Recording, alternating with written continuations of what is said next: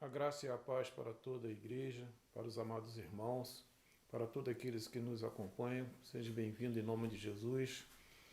Nós vamos estar dando início ao nosso culto de adoração e louvor ao nosso Deus. Eu peço aos irmãos que, em sinal de reverência ao Senhor, curvam as vossas cabeças e vamos, neste momento, nos desligar deste mundo e entrar no mundo celestial, no mundo espiritual, procurando, de fato, absorver tudo aquilo que o nosso Senhor e Salvador Jesus Cristo tem a nos ensinar nesse dia. Vamos curvar as cabeças, vamos orar ao Senhor. Pai, em nome de Jesus, queremos render graças a Ti, pois só Tu és digno de todo louvor e de toda adoração, Pai. Em nome de Jesus, pedimos que o Teu Santo Espírito, o Espírito ensinador, vá de encontro a cada lar, a cada coração, Senhor Deus, e que Tua palavra, Senhor Deus, venha a ser cravada nos corações. Pai, em nome de Jesus, ilumina nossas mentes, Senhor Deus, nos dê entendimento e que nós possamos, Senhor Deus, nos edificar com a leitura, Senhor Deus, e com o aprendizado da Tua palavra. Nós oramos, Senhor Deus, em nome de Jesus. Amém. Amados, vamos abrir a palavra do Senhor e vamos estar fazendo a leitura no texto de Mateus, capítulo 7, do verso 1 ao verso 5, para que possamos assim começar a estudar a palavra de Deus. No capítulo 7, a partir do verso 1 diz assim: Não julgueis para não sejais julgados, pois com o critério com que julgardes, sereis julgados, e com a medida com que tiverdes medido, vos medirão também. Porque vês tu o argueiro no olho do teu irmão, porém não reparas na trave que está no teu próprio? Ou como dirás a teu irmão: Deixa-me tirar o argueiro do teu olho, quando tens a trave no teu? Hipócrita, tira primeiro a trave do teu olho, e então verás claramente para tirar o argueiro do olho do teu irmão. O texto aqui ele vai tratar uma censura, e a gente percebe como é muito mais fácil as pessoas promoverem o ódio quando zombam de tudo aquilo que elas não concordam. Então, os fariseus, eles eram dessa forma, eram pessoas muito críticas, pessoas que censuravam muitas outras, se diziam o povo escolhido de Deus, mas não são. Na verdade, eles eram profeta do ódio e da discórdia, e diziam que estavam defendendo a fé, mas pelo contrário, estavam defendendo os seus próprios interesses.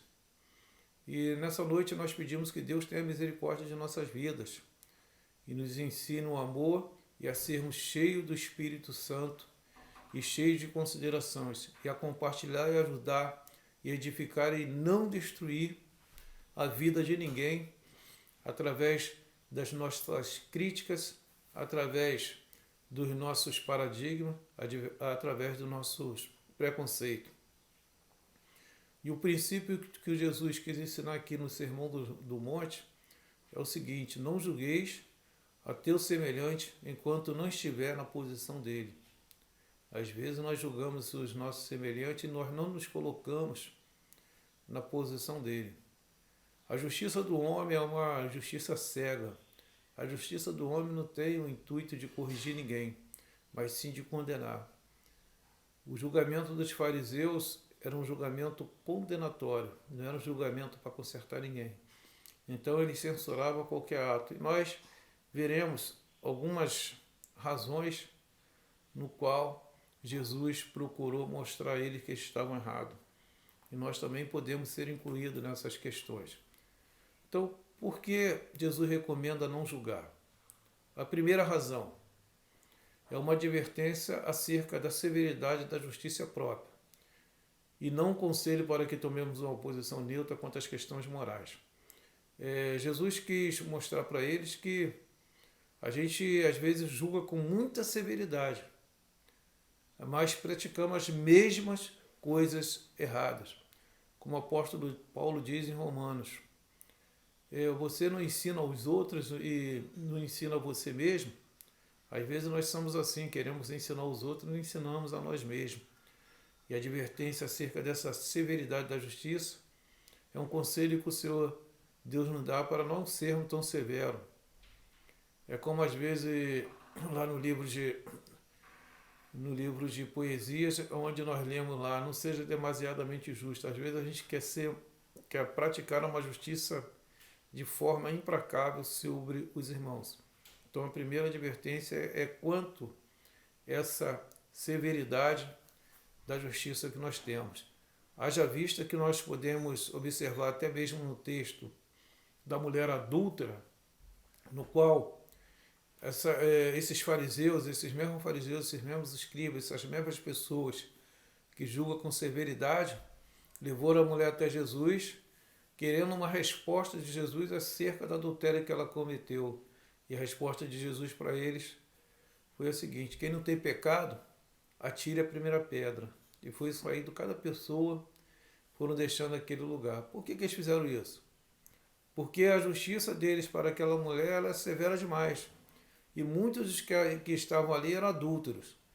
E eles também não trouxeram o homem para que Jesus pudesse dar uma resposta mais abrangente a respeito daquilo que eles estavam querendo. Então Jesus, entendendo que a justiça deles era severa demais, mas não tinha nenhum ato de benevolência, nenhum ato de misericórdia, Jesus só falou uma palavra: quem não tem pecado, atire a primeira pedra. E eles foram saindo, foram deixando aquela mulher.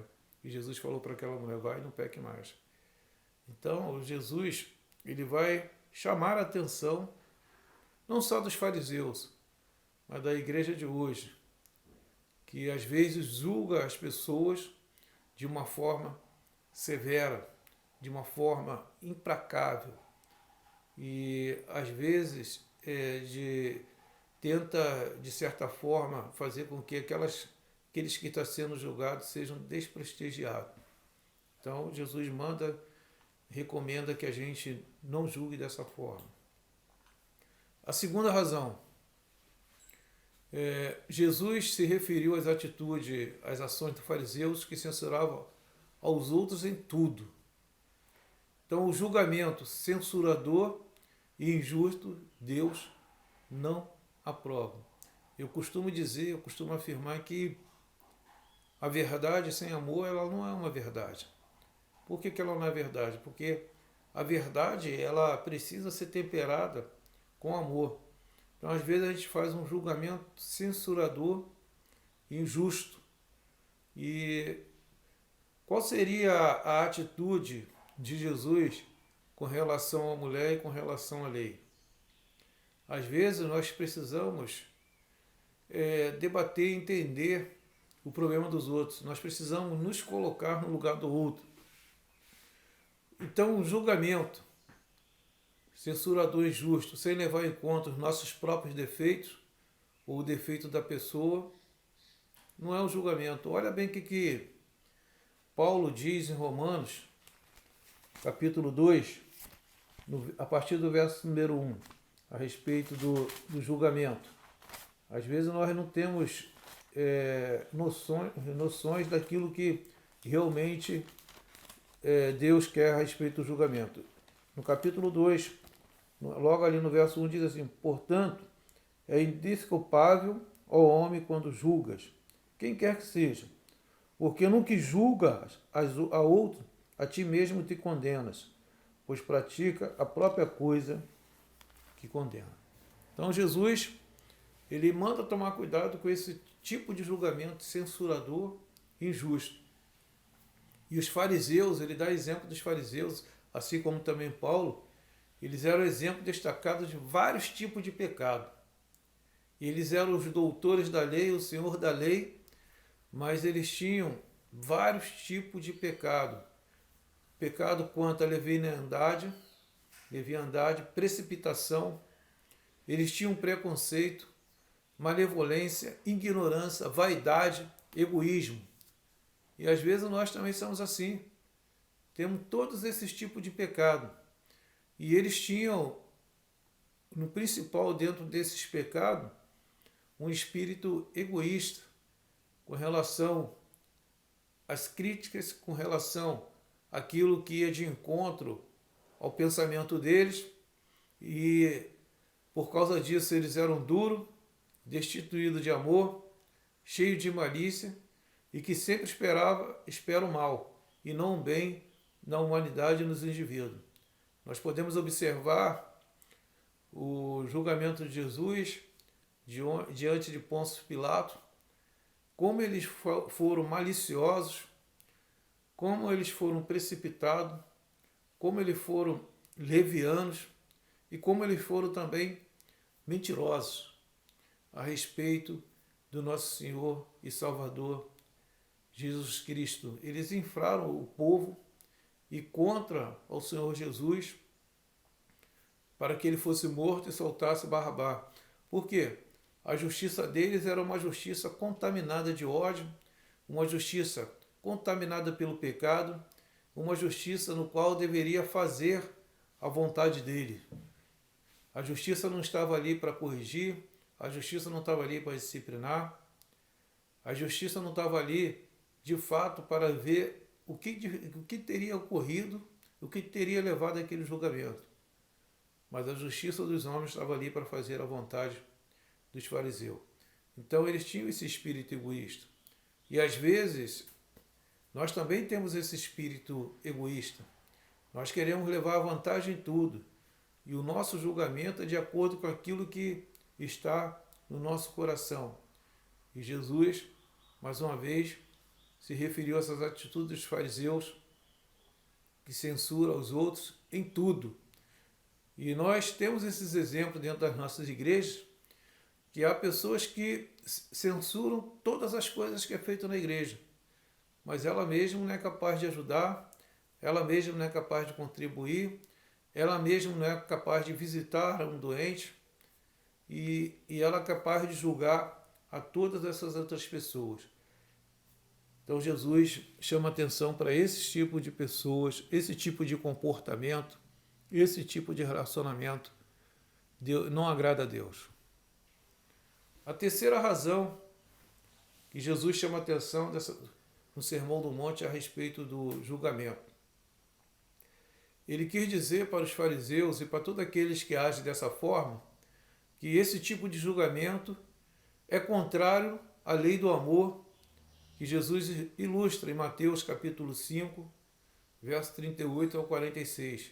Então é totalmente contrária à lei do amor. E a base desse julgamento é o egoísmo. A gente vai observar aqui o texto de Mateus, capítulo 5, verso 38 ao 46. Diz assim a palavra de Deus: Ouviste que foi dito, olho por olho, dente por dente. Eu, porém, vos digo, não resistais aos perversos, mas a qualquer que te ferir na face direita, volte-lhe também a outra. E ao que derramar contigo e tirar-te a túnica, deixe-lhe também a capa. Se alguém te obrigar a andar 1 milha, vai com ele 2. Dá a quem te pede e não volte as costas aos que desejam que lhe empreste. Então Jesus aqui deixou uma recomendação. E ele ainda continua no texto, diz assim: ouviste que foi dito, amarás o teu próximo e odiarás o teu inimigo. Eu, porém, vos digo, amai os vossos inimigos e orai pelos que vos perseguem, para que vos torneis filhos do vosso Pai Celeste. Porque ele fez nascer o sol sobre maus e bons, e vi chuva sobre justos e injustos. Porque se amardes os que vos amam, que recompensa tendes? Não faz os publicanos também o mesmo? Então, a base do julgamento, mais uma vez, falando dos fariseus, é um julgamento egoísta, desprovido da lei do amor. O indivíduo que julga dessa forma tensiona sempre uma possibilidade de outro reconhecer uma coisa boa em si próprio, o que resulta no aumento das qualidades da sua própria pessoa no conceito alheio. Ou seja, as pessoas elas visualizam e também transmitem aquilo que ela tem de errado em cima daquela pessoa. É como se fosse um reflexo daquilo que ela é. E Jesus está chamando que esse tipo de julgamento, ele fere a lei do amor. Então nós precisamos, de certa forma, nos basear na palavra de Deus quando nós queremos julgar qualquer coisa. A palavra de Deus não está dizendo para que você seja omisso a qualquer situação. A palavra de Deus está recomendando que você tem que se colocar no lugar da outra pessoa e assim fazer um julgamento sem ódio, sem contraditório e isento de qualquer tipo de malícia ou de qualquer tipo de raiva que você possa ali colocar em cima dessa pessoa. Então o indivíduo julga, tensiona sempre essa possibilidade, né, de a gente reconhecer alguma coisa boa naquele que está criticando. Então aquele que está criticando, ele se coloca num patamar acima de qualquer outra pessoa a respeito da questão da lei. E Jesus chama atenção. A quarta, o juízo de Deus é segundo a verdade de Deus. Também está lá em Romanos. Paulo chama atenção. Paulo também trata desse assunto. O capítulo 2, o capítulo 1 e 2 de Romanos, ele vai tratar desse assunto. E os fariseus eram mestres em querer ser dono da lei e querer interpretar a lei da maneira dele. E a gente também, às vezes, queremos interpretar ao nosso bel prazer. Olha que Paulo diz em Romanos, capítulo 2, verso 2. Bem sabemos que o juízo de Deus é segundo a verdade e contra os que praticam das coisas. Então, o juízo de Deus é de acordo com a verdade. Não tem outra maneira de se julgar alguém. Então, as palavras levianas serão levadas ao juízo. Certamente que as palavras destrutivas sobre os outros não escaparão do julgamento. Isso é promessa de Deus. Às vezes, aquele juízo de valores que nós fazemos de uma pessoa, uma interpretação errada de uma atitude, e às vezes a gente quer julgar, quer condenar aquela pessoa, quer destruir aquela pessoa, a palavra de Deus vai nos mostrar que a gente também seremos julgados por essas palavras, por essas atitudes, por esses conceitos, por essa maldade que está dentro do nosso coração, e Deus conhece cada coração. Em Mateus, capítulo 12, verso 36, Jesus vai dar essa advertência também. Ele diz o seguinte: digo-vos que de toda palavra frívola que proferirem os homens, dela darão conta no dia do juízo. Então, toda palavra frívola, toda palavra que você direciona acabar com a vida do irmão, acabar com o testemunho do irmão, toda palavra que você lança contra a igreja do Senhor, quando você está julgando com ódio, com raiva no coração, e às vezes essa palavra me chamou muita atenção, porque em nosso meio é muito comum as pessoas se afastarem da igreja, que a bem da verdade ela não está se afastando da igreja, ela está se afastando de Deus. A bem da verdade ela está em pecado e está se escondendo de Deus, como sofreram da síndrome de Adão. E o que ela faz é um juízo, não segundo a verdade, mas um juízo segundo a mentira. As pessoas se enchem e começam a mentir. A gente percebe isso até mesmo numa coisa simples, numa mensagem no Facebook, que hoje é um território livre para os covardes e mentirosos, e ali eles se sentem bem à vontade de colocar qualquer coisa, as mensagens subliminares, as mensagens codificadas, atacando os irmãos da igreja, atacando a liderança da igreja. E isso é ruim. Mas a promessa, o que faz nós continuarmos na obra de Deus, continuar trabalhando, continuar levando paulada, é a promessa de Deus, que Deus irá julgar essas pessoas. Ela pode se sentir livre agora, ela pode se sentir à vontade agora, mas como a palavra de Deus diz que digo-vos que toda palavra frívola que proferirem os homens, dela darão conta no dia do juízo. É a promessa de Deus. Tudo aquilo que você fala que não é verdade, porque não é baseado segundo a vontade de Deus, no juízo de Deus você vai dar conta dessas palavras que você está proferindo, dessas mentiras que você está fazendo. Às vezes eu vejo pessoas reclamarem que o pastor não liga. Aí tu vê essa pessoa, quando o irmão fica doente, tu não vê essa pessoa nunca visitar ninguém, nunca contribuir com o trabalho da igreja. Mas quando ela sai falando mal. Ela começa a fazer um julgamento distorcido daquilo que de fato acontece.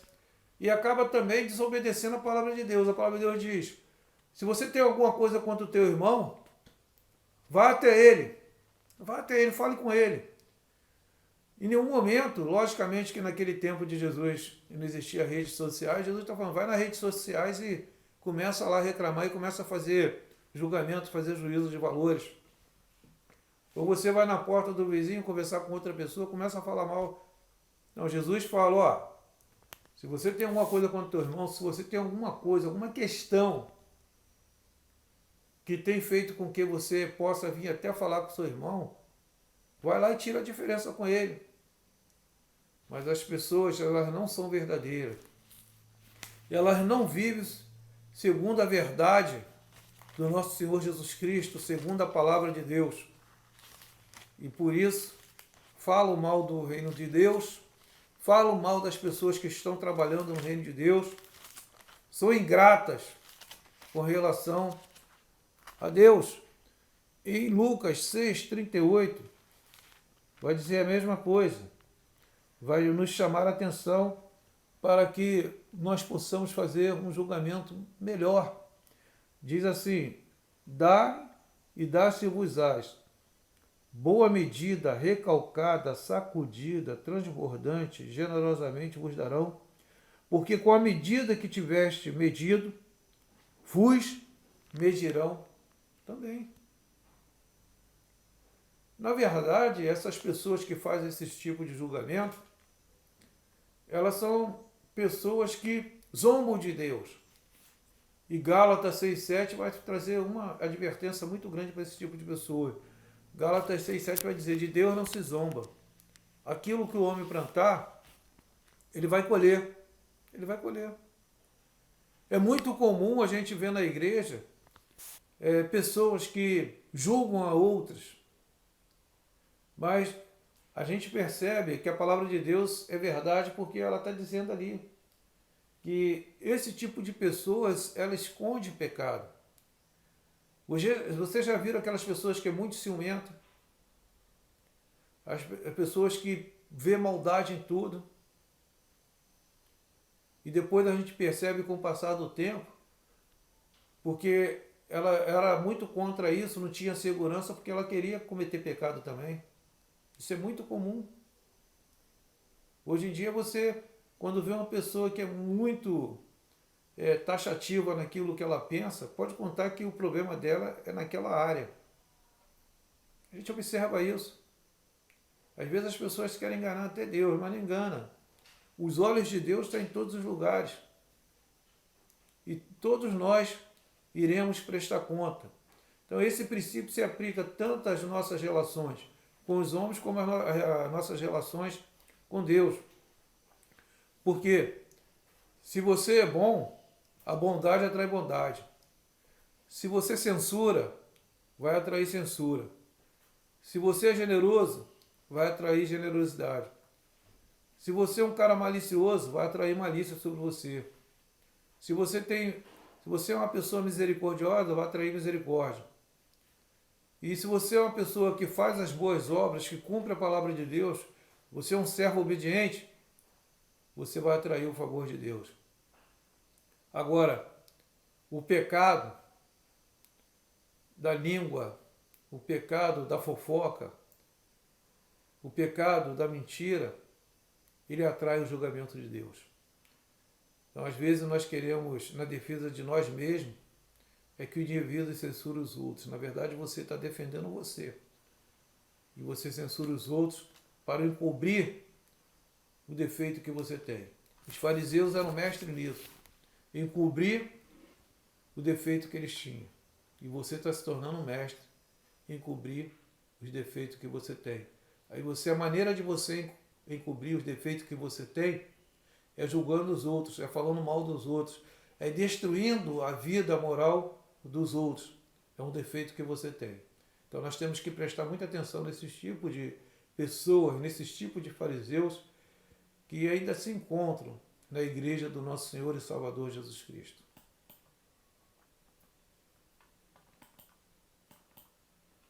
A quarta razão. Às vezes o pecado que os homens mais censuram são os próprios pecados que mais causam problemas aos críticos. Não aqueles pecados que você é contundente, que você mais critica, que você vai para cima na igreja ou em qualquer lugar que seja, aquele pecado que você detona a pessoa. Então esse aí pode ter certeza. É o pecado que vai causar problema a você. Você vai cair um dia nessa armadilha. Então essa atitude é tão comum que até pode se afirmar que ela faz parte da natureza humana. É uma luta diária que nós precisamos travar, é ir contra a natureza humana. Como o apóstolo Paulo disse, o bem que eu quero fazer eu não faço, mas o mal que eu não quero fazer, esse eu faço. Então a gente precisa lutar contra essa natureza. Jesus mostrou que nós não temos o direito de agir dessa maneira, não temos, porque ele foi até a cruz e morreu pelos nossos defeitos, ele morreu pelas nossas críticas, ele morreu pelas nossas mentiras, ele morreu pelos nossos pecados. E ele afirma que nós não temos esse direito. Nós precisamos nos encher de Deus.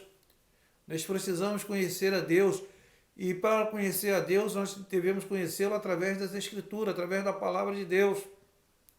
E Deus é o juiz. E a ele cabe o julgamento, não a nós. O amor a si mesmo causa cegueira quanto ao próprio pecado. Então, às vezes, quando nós amamos a nós mesmos e queremos, e somos egoístas, a verdade é essa, com certeza você não conseguirá enxergar o seu próprio pecado. Se uma pessoa chegar e apontar ou falar do defeito que você tem, você é capaz de ficar chateada com ela. Com certeza você ficará. O ódio aos outros ou a simples ausência de amor leva o homem à censura e às falhas alheias. Então a gente às vezes censura e somos ausentes de amor. Às vezes nós não percebemos. E assim, uma vez mais, vemos que a atitude da crítica, a atitude da mentira, a atitude do egoísmo, ele vai quebrar a lei do amor de Deus. Então essa é a nossa luta diária. E a quinta razão que Jesus nos ensina, e essa quinta razão, eu acho ela essencial e fundamental para que nós saiamos dessa teia de aranha que envolve aquelas pessoas que são críticas, aquelas pessoas que são radical, aquelas pessoas que têm um alto amor em si mesmo, que se acha mais correta do que as outras. E Jesus, ele chama a essas pessoas de hipócrita. Jesus vai falar que a hipocrisia consiste em duas coisas. Ele vai nos chamar a atenção. Primeiro, a hipocrisia não reconhece o seu próprio pecado, que é maior que o pecado alheio. Uma pessoa hipócrita, ela não reconhece o seu pecado. Ela não reconhece. E esse pecado é maior que o pecado de qualquer outras pessoas. Mais uma vez eu coloco aqui a questão do julgamento da mulher adulta. Aquelas pessoas que estavam ali, estavam cheias de pessoas adúlteras ali, querendo julgar aquela mulher, querendo julgar a atitude da mulher. Na verdade, o desejo do coração deles ali era que eles estivessem cometendo adultério. E assim, às vezes, são as pessoas. Elas são implacáveis naquilo que mais elas têm como desejo de pecar. Então, a hipocrisia não reconhece o próprio pecado. O hipócrita não reconhece o seu próprio pecado, que é maior do que o pecado alheio. A gente observa numa coisa bem fácil de nós entendermos a questão da hipocrisia. Você já viu aqueles pais que empurram seus filhos para ir para a igreja, para ir para a escola dominical, e fala para o seu filho, não, vai que é bom. E eles não vão. Por que eles não vão? E qual o nome dessa atitude? É uma atitude hipócrita. É uma hipocrisia. Porque se ele está falando que é bom e não vai, o que o filho vai pensar lá na frente? A hipocrisia, ela é mentirosa. A hipocrisia, ela finge uma justiça ou interesse espiritual, como esse exemplo que eu dei aí dos pais empurrar os filhos para a igreja e não ir à igreja. Então finge uma justiça, um interesse espiritual, ordenando que os outros endireitem suas vidas. Então tem muita gente que às vezes vai aconselhar outras pessoas e que não são crentes, fala, não, vai à igreja, que a igreja é bom. Mas isso é hipocrisia, porque ela não vai. Se é bom, por que ela não está lá? Isso é uma hipocrisia. O fariseu está sempre fingindo interesse espiritual. Era a característica mais notável dos fariseus. Você já viu a pessoa quando sai da igreja? Ela finge interesse espiritual. Não, vou para outra igreja que lá é melhor. Lá é bênção, o culto lá é uma bênção. É hipocrisia. Ela é uma pessoa hipócrita, porque na igreja que ela estava, ela não trabalha. Na igreja que ela estava, não faz nada. Na igreja que ela estava, só causava confusão. Agora, na outra igreja que ela está indo, as pessoas trabalham. Aí ela fala, ela finge um interesse espiritual. E Jesus chama atenção lá, 2000 anos atrás, era a característica mais notável dos fariseus. E os fariseus ainda continuam em nossas igrejas. Os fariseus ainda continuam em nossos meios. E eles fingem um interesse espiritual. Fingem que vão aprender. Fingem que ali eles terão a possibilidade de aprender mais. Então a hipocrisia impossibilita que o próprio hipócrita julgue corretamente, porque ele não julga corretamente.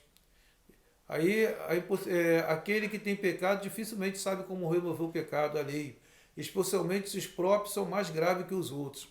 Então por isso que Jesus falou, irmão, tira a trave do seu olho, tira a trave, está te atrapalhando de você enxergar. E Jesus chama hipócritas, raça de víboras, esse tipo de pessoas que têm esse comportamento. Então o hipócrita ele não reconhece o próprio pecado. Ele não reconhece que o problema é ele. O problema não é as pessoas. O problema não é a sua família. O problema não é a sua sogra. O problema não é seu sogro. O problema é você. É você que precisa abandonar o pecado. É você que precisa de mudar de atitude para que tudo vai bem. Você pode mudar de lugar, mas você não vai deixar de ser o hipócrita que você é. Você pode até sair, pode fugir, pode ir para outro país. O que Deus quer na sua vida é que você mude de atitude. Porque aí você vai ser bênção em qualquer lugar. Porque você não deixou de ser hipócrita. Você só mudou de lugar.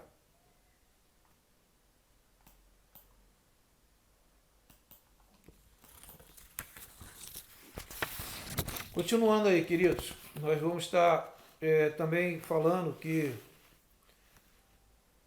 a palavra de Deus diz que nós precisamos de uma boa visão para podermos entender a palavra de Deus. Em Lucas capítulo 7, Jesus vai falar isso. Mateus capítulo 7. O texto que nós estamos fazendo a leitura devocional da palavra de Deus, onde nós estamos nos baseando para fazer esse estudo. Jesus fala, hipócrita, tira primeiro a trave do teu olho, e então verás claramente para tirar o argueiro dos seus olhos. A hipocrisia sofre de uma doença nos olhos. Nós não podemos dizer nem que é uma miopia, não. Porque a hipocrisia, os olhos são o judiciário da alma. E toda maldade entra pelos nossos olhos. E Jesus, ele chama atenção quanto a isso. Nós podemos observar aqui em Mateus capítulo 6, no verso 23, diz assim, se porém os teus olhos forem maus, todo o teu corpo estará em treva. Portanto, caso a luz que em ti há sejam trevas, que grandes trevas serão. Você já viu aquela pessoa que vê maldade em tudo? Os olhos são o judiciário da alma. O mal entra, se assim nós podemos dizer, pela alma. E esse mal, ele vai contaminar toda a alma. Então há pessoas que vê maldade em tudo. Ela está sempre com os olhos maus. E a palavra de Deus chama a atenção que o homem, ele precisa de uma boa visão espiritual para criticar os outros. Então a hipocrisia, ela sofre dessa doença, a doença dos olhos, da cegueira espiritual. A hipocrisia é uma cegueira espiritual. E o homem precisa dessa visão. E a palavra de Deus, ele vai tratar o olho como símbolo da faculdade espiritual humana. Aí, irmão, você agora vai pensar em muitas pessoas que ao seu redor que tem os olhos maus. É aquela pessoa que não enxerga coisas boas, só enxerga coisas ruins, mas as coisas ruins dos outros, não as coisas ruins dela. Seria mais importante que ela enxergasse as coisas ruins nela. Mas como os olhos estão doentes, a alma está doente, o corpo está doente, a mente está doente, a mente está cauterizada pelo pecado. E a palavra de Deus, ela vai tratar os olhos como símbolo da faculdade espiritual. Se os seus olhos forem bons, todo o seu corpo será bom. Olha o que diz em Efésios, capítulo 1, verso 18 e 19. Iluminados os olhos do vosso coração, para saber de qual é a esperança do seu chamamento e qual a riqueza da glória da sua herança nos santos, e qual a suprema grandeza do seu poder para com os que cremos, segundo a eficácia da força do seu poder.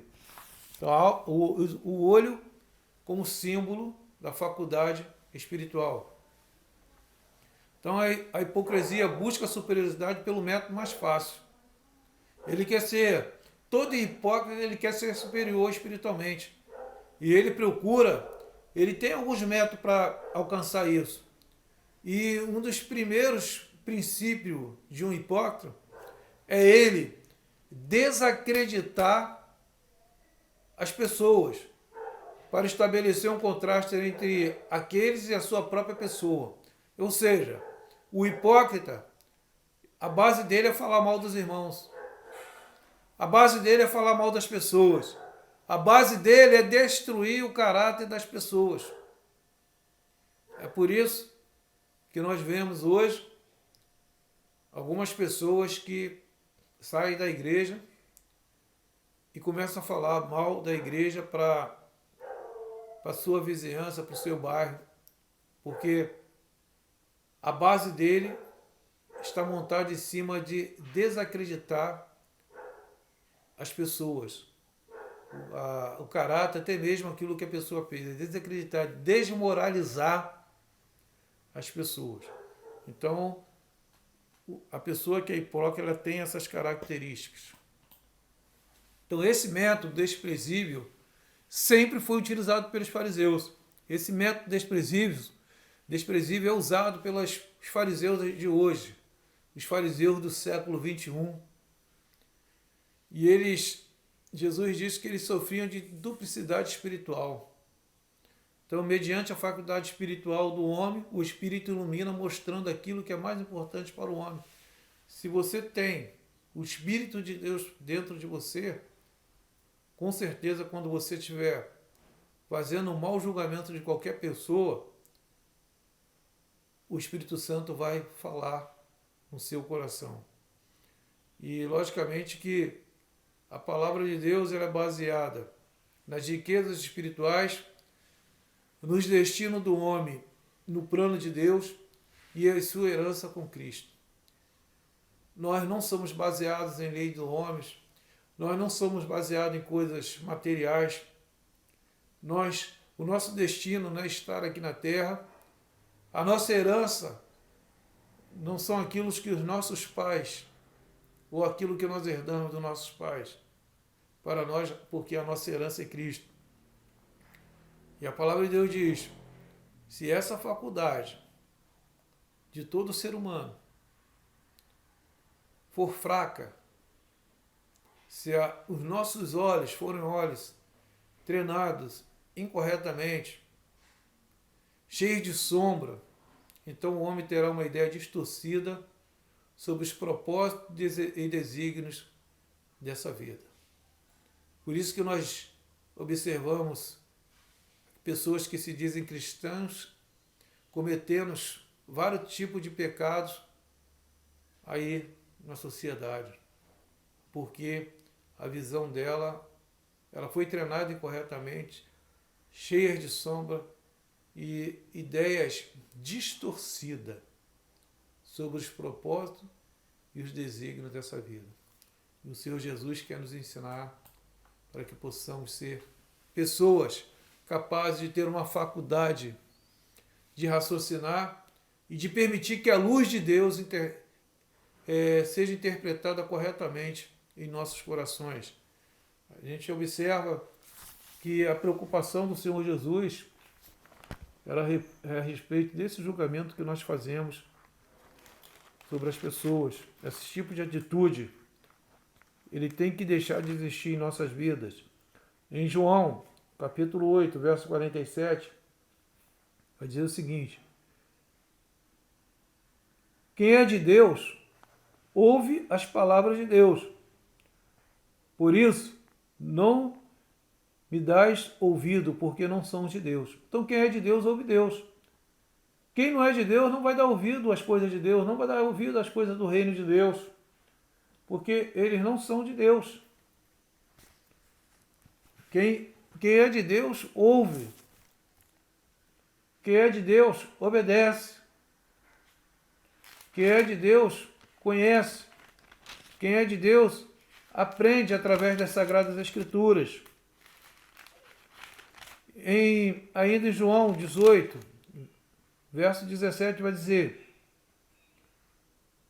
João 18, verso 37, vai dizer o seguinte: então lhe disse Pilatos, logo tu és rei. Respondeu Jesus, tu dizes que sou rei. E eu para isso nasci, e para isso vim ao mundo, a fim de dar testemunho da verdade. Todo aquele que é da verdade, ouve a minha voz. Aí há muitas pessoas que dizem que é cristão, que dizem que recebeu Jesus no coração. Mas é como Jesus aqui falou no momento crítico no qual ele estava sendo julgado, que ele veio para dar testemunho. E todo aquele que é da verdade, ouve a voz de Deus. Todo aquele que é da verdade, ouve a voz de Deus. Eu acho interessante essa palavra do Senhor Jesus, que hoje nós observamos a mesma coisa que Jesus observa.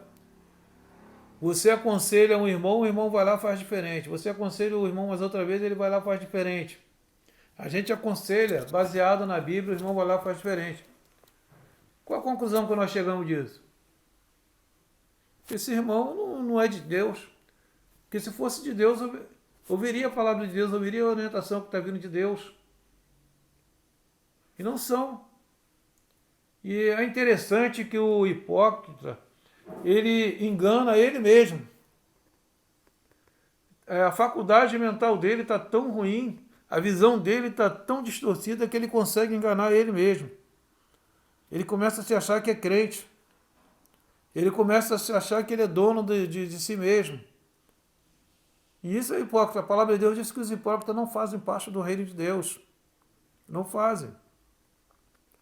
Mais uma vez, o capítulo 6, versículo 22 e 23 vai dizer: são os olhos a lâmpada do corpo.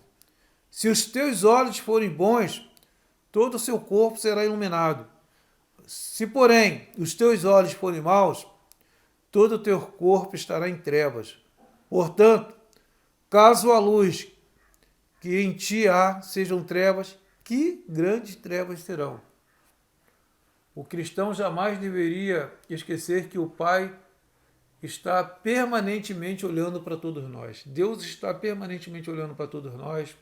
Ele conhece a nossa vida. Como o salmista diz, se eu subo aos mais altos céus, lá tu estás, se eu vou no mais profundo abismo, lá tu estás também. Não cai um fio de cabelo da sua cabeça sem a permissão de Deus, não cai uma folha de uma árvore sem a permissão de Deus.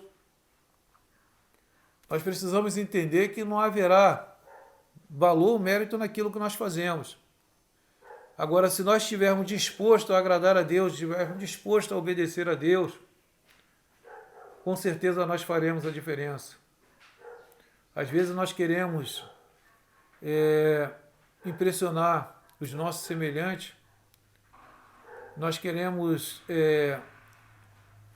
falar de nós mesmos, e a palavra de Deus diz que nós temos que ter a certeza que se nós andarmos dessa forma, com mentiras, com hipocrisia, cada vez mais nós estaremos longe de Deus. O Senhor Jesus, ele veio para nos dar vida, e vida em abundância. O Senhor Jesus, ele veio para destruir a obra do maligno. O Senhor Jesus, ele veio para mudar a nossa mente, uma nova mentalidade, um novo agir, um novo pensar e um novo caminhar. Você não pode estar com a sua mente, com seus olhos presos às mentiras. A sua vida não pode ser uma vida de mentira, uma vida hipócrita. A sua vida ela tem que estar nas mãos do Senhor. E nós temos que entender que haverá um julgamento final e que nós compareceremos diante do tribunal de Deus e daremos conta até mesmo das palavras frívolas que nós falamos. Que o Espírito Santo de Deus possa penetrar mais aos vossos corações e possa iluminar os olhos da sua alma, para que você seja um obreiro aprovado pelo Senhor. Amém, queridos? Vamos orar, vamos estar finalizando. Senhor, nós te agradecemos por esta rica oportunidade que tu nos concedeste mais uma vez de estar estudando, Senhor Deus, a tua palavra, ouvindo a tua voz. Agora nós nos despedimos, Senhor Deus, e pedimos as tuas bênçãos dos mais altos céus. E que tu nos ajude, Senhor Deus, a passar por esse período de tribulação, um período de desesperança, para que possamos assim, Senhor Deus, permanecer firme na tua palavra. Nos ajude, Senhor Deus, e nos abençoe. Em nome de Jesus. Amém.